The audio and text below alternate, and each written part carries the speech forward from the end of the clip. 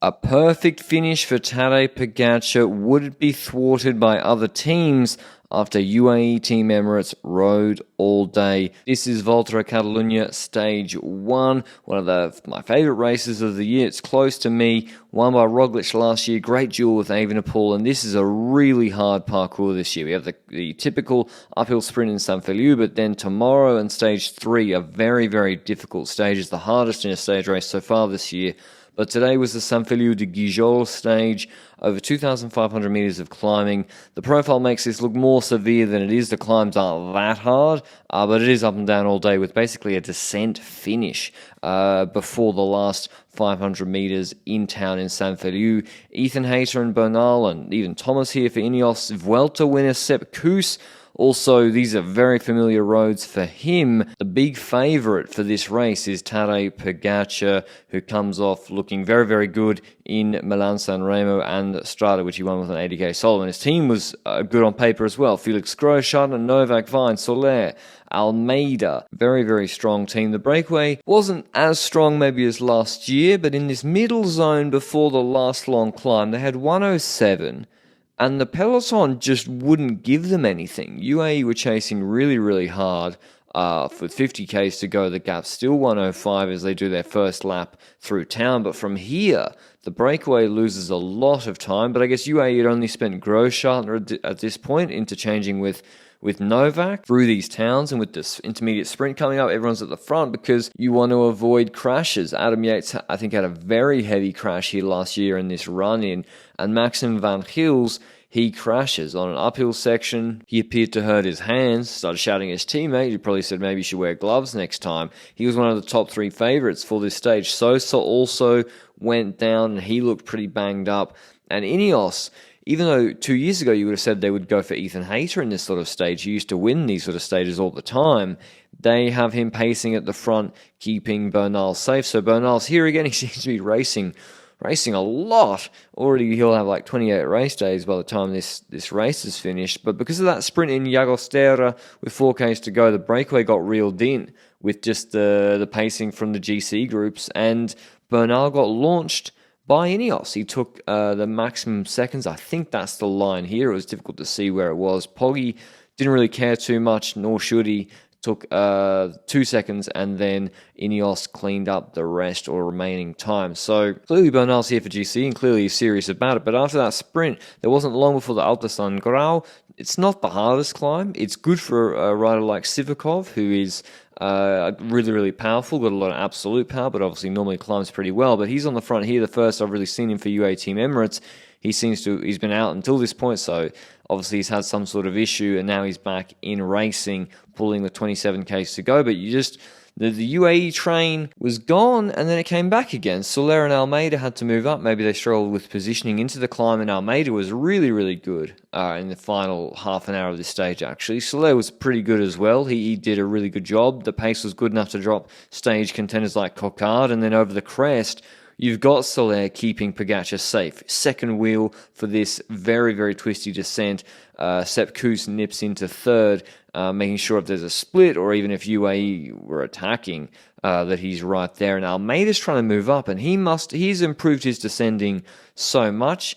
I don't know if it was the 2022 edition that Higuita won, but he and Ayuso, it was like a disaster class, his descending and their tactics together, but he was incredible on this descent. I'm going to call him João Savoldelli Almeida from now on, because he had this in a line the entire descent. He was gapping Soler. He was even having to brake more than he wanted to because of the motor. It couldn't get out of the way quick enough because his descent was so twisty and he was going so quick. And he was even creating splits behind. So maybe he's familiar with the road. I know it's good road surface, good weather. But even when Van Seven on attacks, he was right there as well, closing that down. So hats off to Almeida. He's clearly improved it, and that's fantastic to see. But UAE were looking thin on the ground. 10k's to go. We've got a few pinches coming up.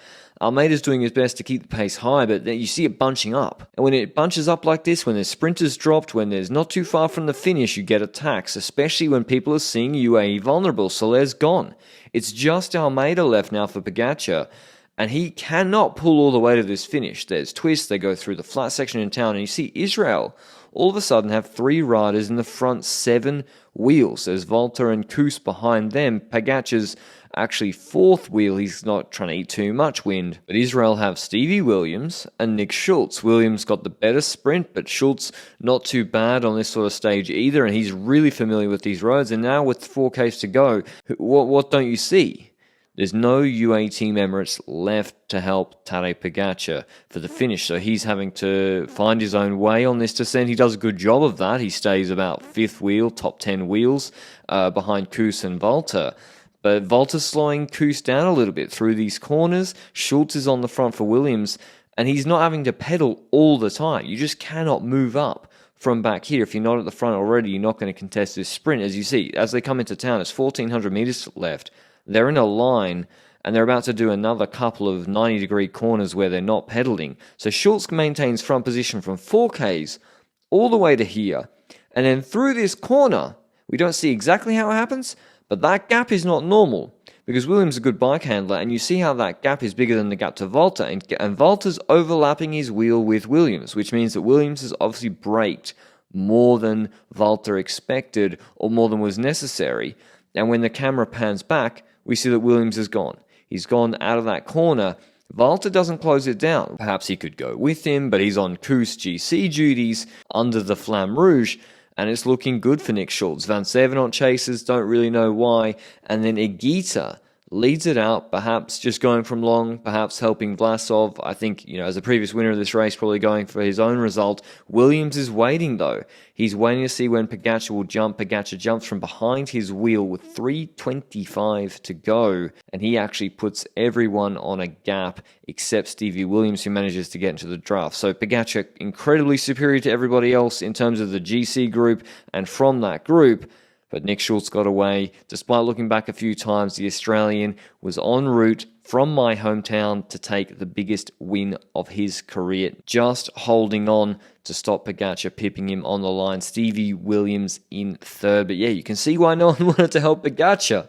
It wouldn't have been exactly close if they had a normal sprint finish. So hats off to Israel Premier Tech, doing something different. I don't know if it was the plan or whether Stevie Williams just felt it, but it was the perfect way to approach this stage against someone like Pogacar, who just misses out in 2nd, Williams 3rd, then Godon, Laurence, Rochat, Van Wilde, Vlasov, Kuss, Tejada. Here's what Schultz had to say after the stage. Well, I knew he was going to be coming for me. Ultimately, it didn't change anything for me, whether he started at 600 to go, 200 to go, 100 to go. I had to go as hard as I could from the moment I had a gap.